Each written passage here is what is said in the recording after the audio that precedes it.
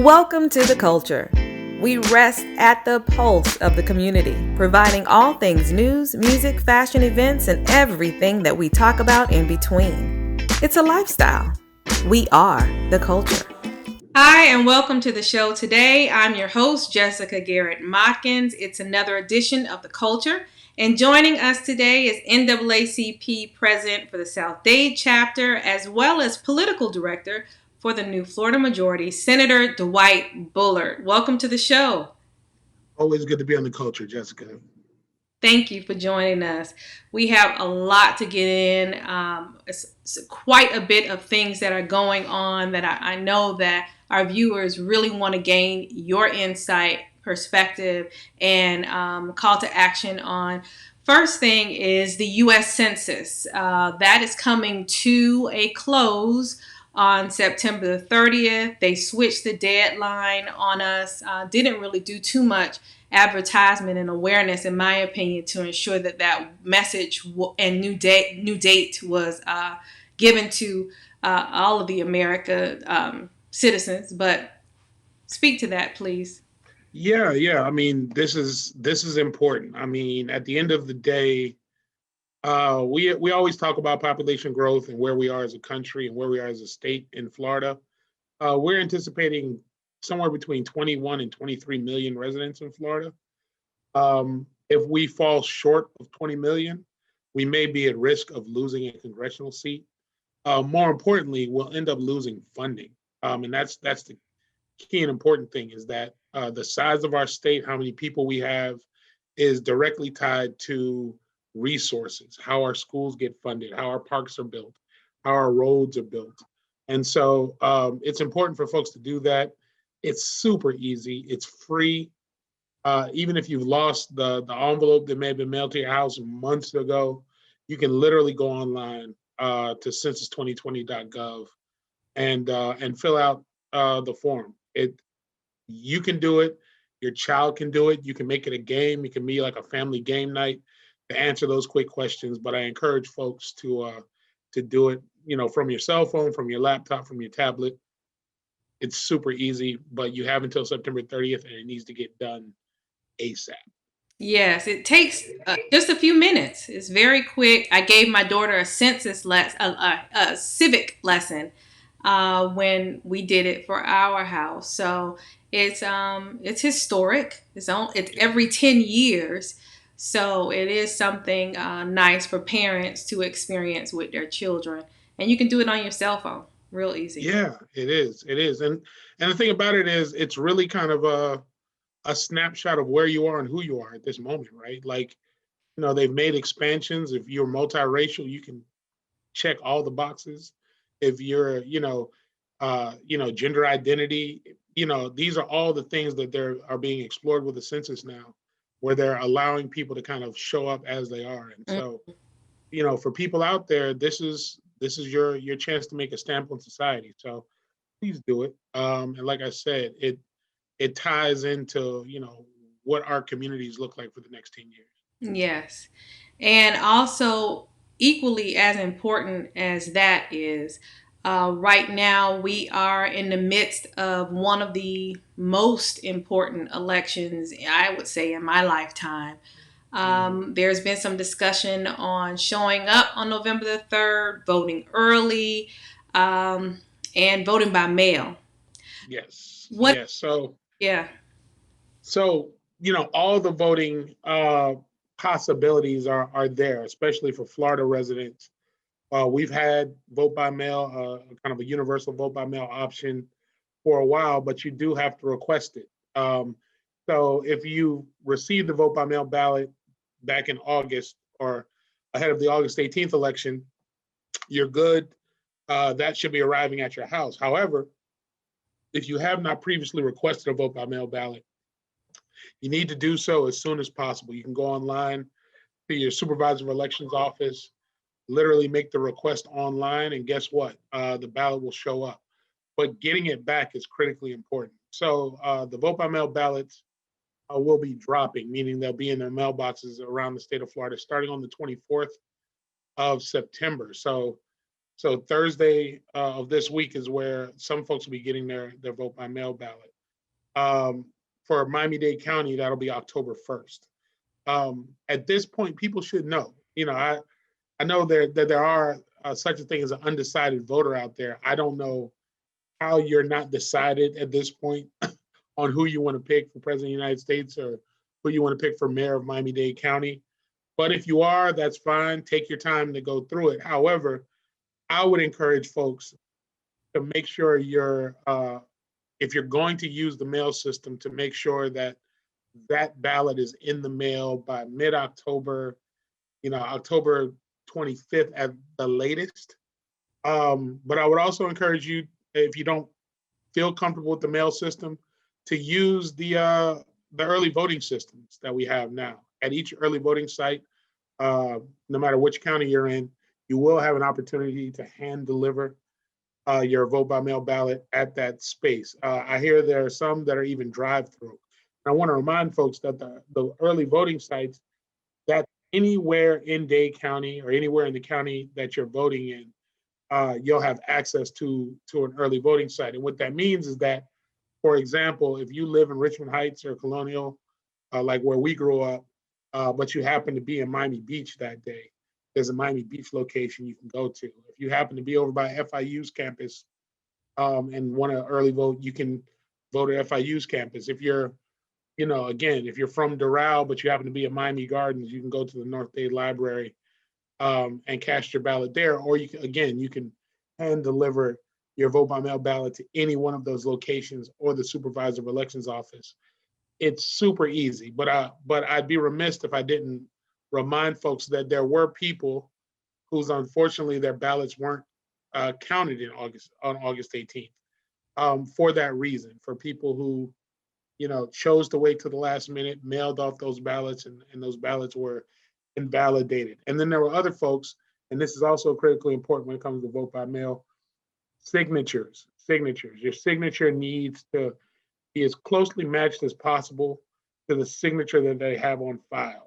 You need to sign and date the back of that envelope so that they can make sure that your ballot is valid. And so for that reason, I would definitely encourage folks to do the drop-off method, because that way someone's there to say, hey, before you leave, make sure you sign the back of your envelope. I just want to make sure folks are doing it. As you pointed out, this is such an important election for so many reasons beyond the president. Like I mentioned, you have the mayor's races, you have county commission races, you have all these budget school board races that still have yet to be decided. So I would encourage folks, please, please, please participate in this election. This is going to be monumental. Mm-hmm. As well as some municipalities have runoff elections as well. I'm glad you mentioned the date that the ballots will be coming or beginning to be processed here, because I requested mine back in August and have yet to receive it. So that lets me know that I didn't accidentally throw it away. So that makes me feel a lot better. But then there's also some other things that people should know about. Those people who may have turned 18 since the primary election. You have the registration date of October 5th. Would you like to speak to that? And update voter registration? So this past week and even before that, we've had a couple important dates, right? September 18th was National Black Voter Registration Day, which is something new. A lot of people didn't know about it. But it was basically a day in which influencers, celebrities, organizations that are Black-led encouraged African Americans and Black people, Black immigrants, to make sure that they were registered to vote, and being very explicit, our folks, the old FUBU model, for us, by us. But then on September 22nd, we had National Voter Registration Day. Now, that's not to confuse people. That is not the last day that you can register to vote, but that was a day that kind of universally everyone said, hey, we want to make sure folks out there are going to get registered, kind of hype it up, drive it home. You might have seen concerts, you saw, again, online influencers, folks trying to encourage you to do that. I even saw Vice actually shut down their broadcasting for a little while, encouraging folks, please go out and register to vote because people are really, really taking it that seriously. However, in the state of Florida, the deadline to vote to register to vote is October 5th. October 5th. So I'm glad you brought up those folks that may be turning 18. What that means for you is if you are 17, but you will not be 17 until, let's say, November the 2nd. I mean, 18 until November the 2nd. So you're 17, you're turning 18 on November the 2nd, or on November the 3rd, you still need to register as a 17-year-old by October 5th, letting them know when your birth date is so that you can be eligible to vote on November 3rd. So again, a reminder, if you're going to be turning 18 on November 3rd, you still need to register by October 5th. Don't wait and say, oh, wake up on November 3rd and like, oh, I'm 18 today, let me go register. It'll be a moot point. Right. October 5th, you can pre-register to vote. So, and in the state of Florida, you can actually pre-register as early as 16. You won't be eligible to vote until 18, but you can pre-register as early as 16. So it's important for folks to go ahead and register by the deadline, October 5th. Can't stress this enough. This is an important election. I mean, and I know we have Black folks that are out there. I was looking at a very, I was just thinking about how crazy things are. And one number that came up was that in 2016, Hillary Clinton lost the election by 112,000 votes statewide. Very close election as elections go. But that there were 379,000 Black people in Miami-Dade County that did not vote, right? So that means that Black people, just Black people, in Miami-Dade could have changed the outcome of the 2016 election had they so chose to. And, so when people are sitting there saying, hey, my vote doesn't count, my vote doesn't matter, I want you to think about that there were almost 400,000 of our friends, neighbors, et cetera, that were eligible, could have registered, chose not to register, had their voting, had their registration and chose not to vote. Almost 400,000 people in Miami-Dade. Now, mind you, that's not even statewide. Right. That's literally just Miami-Dade County. So we're talking Miami Gardens, we're talking Perrine, we're talking Homestead, we're talking North Miami, where our folks live. So I need us to be vigilant about making sure our cousins, friends, and neighbors show up and show out, especially, in our own community. Yes. So well said. And speaking of winning by a very narrow margin, Governor DeSantis this week had a press conference with the Polk County Sheriff's Office to announce a new proposal to counter protesters. Anyone found guilty of throwing objects at police and law enforcement officers will be subject to 6 months jail sentence. And there was also a proposal about felony penalties for protesters who blocked roadways, toppled monuments, harassed people. You were on a press conference and speaking about this, and was with other state elected officials. What is your take on this proposal from Governor Ron DeSantis? I mean, I'm really at a loss for words, and I'm rarely like that, but I'm really at a loss for words at how egregious this proposal is, and the timing of it, right? Like, here's the reality. It's not people are confused. Is it a law? Is it a bill? It's neither one of those yet, right? Like, because a bill cannot be authored or passed until March. But this is basically like playing a game of spades and someone showing you they have the big joker, right? In this case, Governor DeSantis is trying to tell everyone, this is how I feel. This is what I'm going to do. If you keep doing the things I don't like, what that means is protesting out in the streets, talking about race, talking about how Black Lives Matter. If you keep doing that, here's what I'm going to propose that I do. And what it is an infringement on your First Amendment rights. You have the right to free speech. You have the right to peacefully assemble. That is guaranteed in the Constitution. So what he's basically saying is that if you do that, we will find a way to penalize you. But I think the most damaging part of that, of that proposed legislation, is the fact that he's saying that if you block traffic, you sit down, you decide to sit down and cross your legs in the middle of traffic as a means of civil disobedience, the same way Mandela did, the same way Dr. King did, the same way, our forebears in the civil rights movement did and utilized civil disobedience as a means of trying to show, the injustice of the system, but to also have things change, right? There's nothing violent, right, in the obstruction of traffic. It's an inconvenience. That's all it is.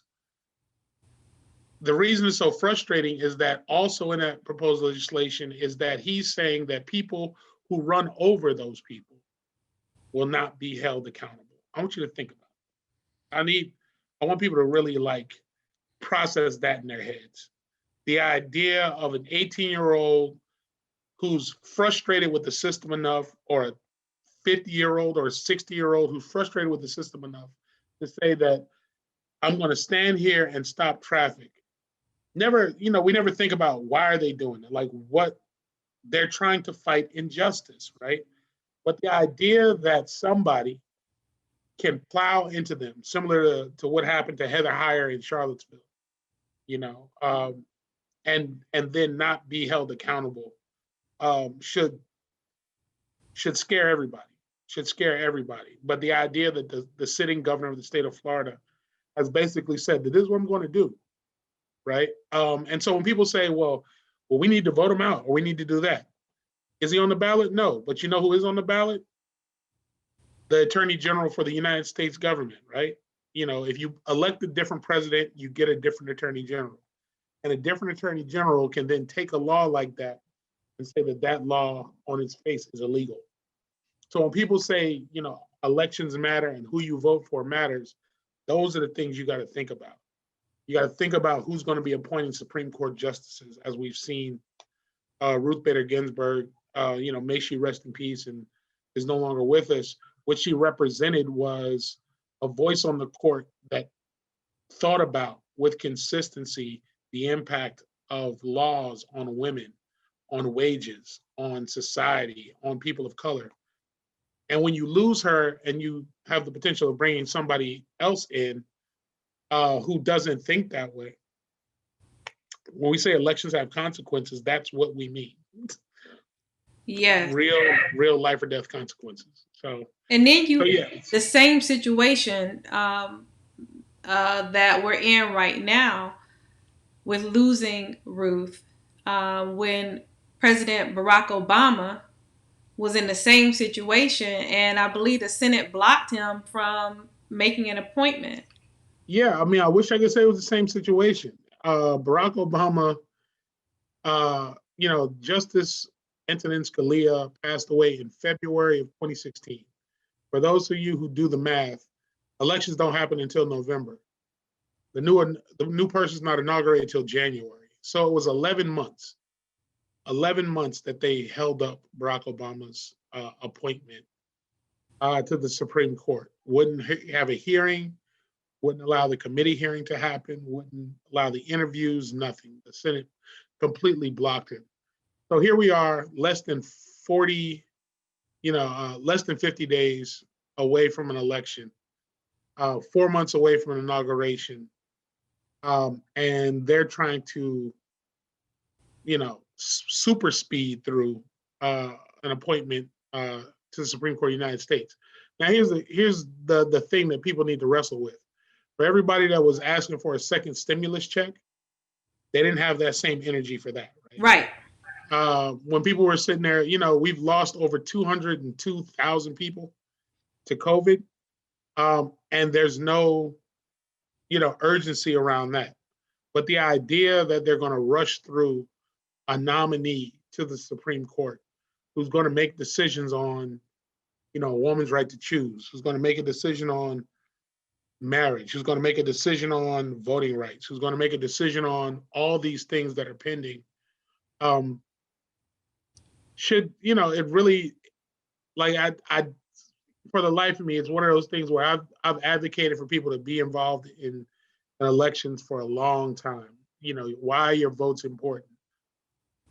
But the idea that when it's that black and white, when it's that apparent, and people are still like, no big deal, and it's like, man, for and again, I've never suffered from white privilege. I don't know what it's like. I've never been white. Maybe that's a different thing. But for black people, brown people, people who have lived on the margins, disabled people, uh, you know, gay and lesbian people, for all those folks that have been impacted by court decisions and by political decisions, for those people to, be like, I don't know, I don't really want to get involved in politics. I don't know what to tell you, because I refuse to be that person sitting next to you picking cotton if we end up back in slavery. You know what I'm saying? Like, that ain't gonna be my life, Right. my life's journey, right? Because you have to understand, and I'm not trying to, be facetious or hyperbolic or, extreme, but you have to understand that it took actions by politicians to make slavery end. Like, that's it. For some reason, it doesn't seem real to people. And the reality is that conditions that create that can be built again if you allow, like, the same way freedoms are given, they can be stripped away. There's nothing permanent. Like, the water doesn't always flow in one direction. And so I'm trying to get people to understand that you really have to be in this fight all the time for your freedom, period. Stay woke. That's it. It's not just a slogan. It's not Not at all. something on trend to say. It's not trendy. You have to Because stay vigilant. they're waiting for you to literally fall asleep. And too many folks have really been sleeping at the wheel. And that's the thing. It's like, my vote's great, but I need your vote, Jessica. I need the combination of all these different things. And like I said before, we'd have a different outcome if 379,000 people, black people in Miami, had thought it important enough to cast their ballot. You know what I'm saying? And so if people are listening to this broadcast and you're one of those people, I want you to think about that. But I also want you to think about all the other people that are all waking up into that moment and being like, oh, that was me. Yo, I was that person. I was one of that 379,000, and the idea that I did not take it seriously, the idea that I got caught up on some, oh, I didn't know, or I'm too busy. And we got to stop making excuses, especially, and shout out and may rest in peace, Chadwick Boseman. But the idea that that brother was able to do 6 movies while being diagnosed with stage 4 cancer, and that there are people out here who are just like, are going to make an excuse like, I got hung up at work. You know what I'm saying? Like, even though we talked about vote by mail, early voting, and the day of, there's still going to be somebody on November 3rd, in spite of all of that, that's going to try and make the excuse that, oh, I got hung up at the office. And that's not a credible excuse in a world where a dude with stage 4 cancer can give you 6 films, many of which you enjoyed, love to see. And then his last message to the world was an applause for Kamala Harris. Like, so he was thinking about it, and is probably upset that he couldn't cast that ballot. Right. He couldn't vote for this person, and that there are people out here who are just like, whenever, like, no big deal. That's disturbing. But yes. We got work to do, and I'll continue to be the nuisance. And we appreciate you being on the front line. I'm not surprised when I turn on the news and I see them highlighting protests going on throughout Miami, or there's a press conference, or there is some type of political initiative going on, and I see Senator Dwight Bullard. I said, yes. I appreciate him. We all appreciate you. Thank you for what you do. Thank you for all of the things that you have done back in the past. This is just in your blood. You know, Right. you are walking out your destiny, and we need you, and we thank you, and we want you to stay encouraged and continue to show us and give us the call to action so that we can stay ahead of it.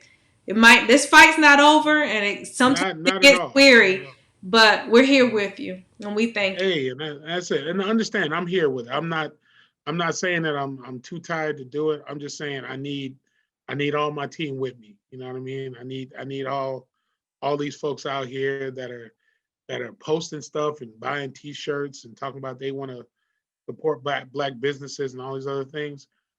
I need you to do that plus. Right. Right, right. Well, thank you for joining us, Senator Bullard. We appreciate the wisdom, and we have more things to talk about. We'll get into that when we see you the next time. And also, you all can join us tonight on My Two Cents. We'll be live at 6 p.m. You can stay up to date with the culture.xyz online or on YouTube, Twitter, Facebook, or on Instagram. We're just all over. We're all over. Thank you once again for joining the culture. We'll see you next time. The Culture is produced and owned by Hip Rock Star Media and cannot be reproduced or broadcast without written consent by Jessica Garrett Modkins. All rights reserved 2020.